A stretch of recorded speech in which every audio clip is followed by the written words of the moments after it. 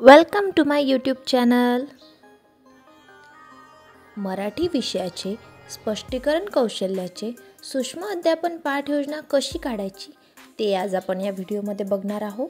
सुरुवातीला छात्र अध्यापकाचे नाव, शाळेचे नाव, कौशल्य आहे स्पष्टीकरण कौशल्य, वर्ग 9वी, विषय मराठी, घटक आहे गद्य, उपघटक आहे ऑलिम्पिक वर्तुळाचा गोफ, वेळ आहे 5 मिनिटे, दिनांक तुम्ही लिहून घ्यायची।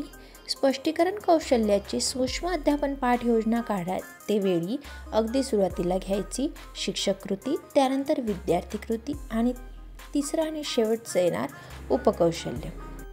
शिक्षक कृतीमध्ये अगदी सुरुवातीचा मुद्दा येणार शिक्षक विद्यार्थ्यांना प्रस्तुत पाठाचे लेखक बाळ ज पंडित यांचा थोडक्यात परिचय सांगतात। बाळ ज पंडित हे क्रिकेट सामन्यांचे समालोचक तसेच प्रसिद्ध लेखक सुद्धा आहे। त्यांचे पहिले शतक, कुमारांचे खेळ, क्रिकेटमधील नवलकथा इत्यादी पुस्तके प्रसिद्ध आहे। अशा प्रकारे शिक्षक लेखकांचा परिचय करून देतात। विद्यार्थी कृतीमध्ये येणार विद्यार्थी ऐकतात आणि उपकौशल्य येणार प्रारंभिक विधान। त्यानंतर शिक्षक कृतीमध्ये दुसरा मुद्दा शिक्षक विद्यार्थ्यांना प्रस्तुत पाठाचा थोडक्यात परिचय करून देतात। प्रस्तुत पाठातून जगातील ऑलिम्पिक क्रीडा स्पर्धेविषयीची माहिती दिलेली आहे।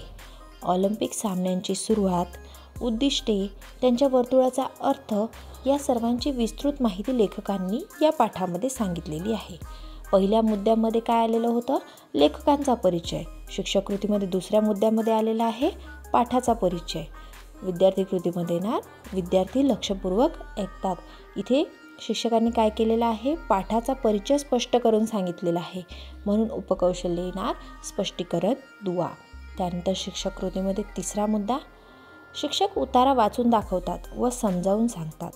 शिक्षक पहिल्या उतारातील काही भाग घेतात आणि तो स्पष्ट आणि शुद्ध शब्दात विद्यार्थ्यांना वाचून दाखवतात। उतारा आहे ऑलिम्पिक गावाकडे पासून तर शुभ्र धवल पार्श्वभूमी म्हणजे विशाल अंतराळपर्यंत।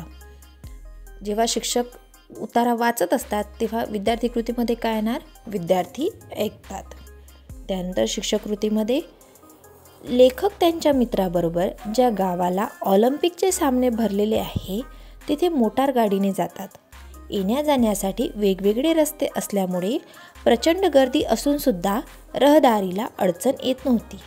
जसजसे मैदान जवळ येऊ लागले तसेच लेखकांचे व त्यांच्या मित्रांचे सर्व लक्ष त्या उंचावर फडफडत असलेल्या ऑलिम्पिकच्या स्वतंत्र निशाणीकडे म्हणजेच ऑलिम्पिकच्या ध्वजाकडे गेले। तर शिक्षकांनी सुरुवातीला उतारा वाचून दाखवला, आता तो स्पष्ट करून दाखवत आहे। शिक्षकांनी इथे उतार्यातील काही भाग स्पष्ट करून सांगितलेले आहे, म्हणून विद्यार्थी कृतीमध्ये येणार विद्यार्थी लक्षपूर्वक ऐकून समजावून घेतात आणि उपकौशल्यामध्ये येणार स्पष्टीकरण दुवा। त्यानंतर पुढील भाग शिक्षक समजावून सांगतात। ध्वज हा पांढरा शुभ्र रंगाचा, त्यावर लाल, पिवळ्या, हिरव्या, निळ्या व काळ्या रंगाची 5 वर्तुळे एकमेकात गुंफलेली होती। जणू 5 मित्र हातात हात घेऊन ते 5 रंग 5 खंड तर पांढरं शुभ्र धवल पार्श्वभूमी विशाल अंतराळ दर्शवते। त्या ध्वजावर ऑलिम्पिकचे ब्रीदवाक्य लिहिलेले आहे CTS, ऑल्टियस, फॉर्टियस म्हणजेच गतिमानता, उच्चता आणि तेजस्विता। इथे शिक्षकांनी ध्वज जो ऑलिम्पिकचा ध्वज आहे त्याबद्दल स्पष्टीकरण दिलेले आहे आणि जेव्हा स्पष्टीकरण देतात शिक्षक तेव्हा विद्यार्थी कृतीमध्ये काय येणार? विद्यार्थी लक्षपूर्वक ऐकून समजावून घेतात आणि इथे उपकौशल्य काय येणार? शिक्षकांनी इथे ध्वजाबद्दल स्पष्टीकरण दिलेले आहे, सोबतच त्यामध्ये दिलेली जे 5 वर्तुळे आहे ती एकमेकात गुंफलेली होती, जणू 5 मित्र हातात हात घेऊन आहेत अशा प्रकारचे उदाहरणसुद्धा लेखकांनी दिलेले आहे, म्हणून उपकौशल्यामध्ये येणार स्पष्टीकरण दुवा आणि उदाहरण। त्यापुढे शिक्षक कृतीमध्ये येणार खेळाडूंनी जास्तीत जास्त गतिमान होण्याचा प्रयत्न केला पाहिजे, अधिकाधिक उंची गाठण्याची शिकस्त केली पाहिजे, बलसंवर्धनासाठी जास्तीत जास्त श्रम केले पाहिजे असा संदेश ऑलिम्पिकचा ध्वज खेळाडूंना देत असतो। ध्वजाजवळ एक स्फूर्तिदायक मशाल नेहमीच पेटलेली असते आता इथे शिक्षकांनी जे ब्रीद वाक्य होतं ऑलिम्पिकच्या ध्वजाचं त्याचे स्पष्टीकरण दिलेले आहे. जेव्हा शिक्षक स्पष्टीकरण करत असतात तेव्हा विद्यार्थी कृतीमध्ये काय येणार, विद्यार्थी लक्षपूर्वक ऐकून समजावून घेतात आणि उपकौशल्यामध्ये ना स्पष्टीकरण दुवा.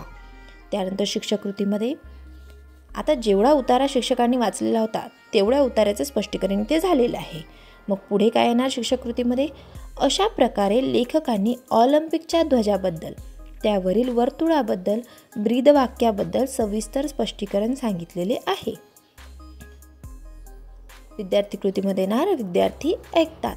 आणि आतापर्यंत जे काही शिक्षकांनी स्पष्टीकरण दिलेले आहे ते पुन्हा विद्यार्थ्यांना समजावून सांगितलेले आहे. म्हणून उपकौशल्यामध्ये ना नियोजित पुनरावृत्ती. आणि शिक्षक कृतीमध्ये शेवटचा मुद्दा, तर आज आपण बाळ ज पंडित लिखित गद्य ऑलिम्पिक वर्तुळाचा गोफ यामधील पहिला उतारा अभ्यासलेला आहे. जेव्हा हे शिक्षक बोलत असतात तेव्हा विद्यार्थी कृतीमध्ये काय येणार, विद्यार्थी ऐकतात. आणि ह्या शिक्षक कृतीमधील अगदी शेवटचा मुद्दा होता म्हणून उपकौशल्यामध्ये येणार अंतिम विधान.